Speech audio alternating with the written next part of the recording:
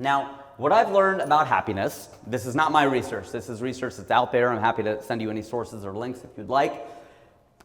There's been research that tells us that happiness has three components. It's 50% genes, it is 10% circumstances, and it is 40% actions.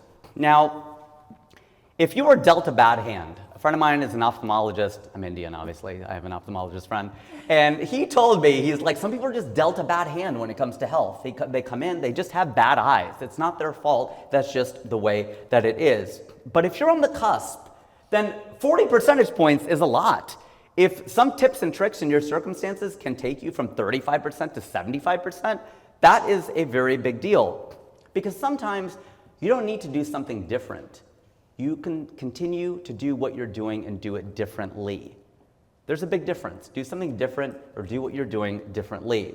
You might not need to quit P&G in Cincinnati and move to Los Angeles and be a stand-up comic. That might not be the only way to find happiness. You might not need an overhaul. You just need a couple of tweaks. Because it's our impulse a lot of the time when something isn't working to swing the pendulum completely the other way and say, screw this, it's not working, I'm taking another path. You don't necessarily have to do that. And I remember working at Procter & Gamble, Punjabis and Gujaratis, P&G, the Peej. And I remember that one of the internal mottos was, make a little, sell a little, learn a lot. And I loved that. I loved that idea. So sometimes it can be illustrated in a different way. Epicurus in the 4th century apparently said, I wasn't there, if thou wilt make a man happy, add not unto his riches, but take away from his desires.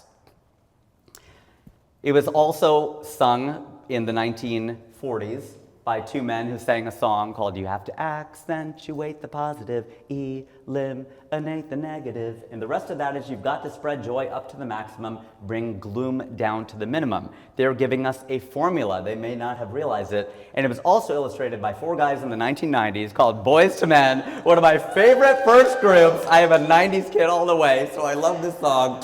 And I'm not going to try to sing this because it's way below my octaves, but they sang, the good times that made us laugh outweigh the bad. Now, why am I giving you all of these different quotes? Because it turns out there is a happiness formula beyond the makeup of it, and I'm giving you the addition. I'm now going to give you the division.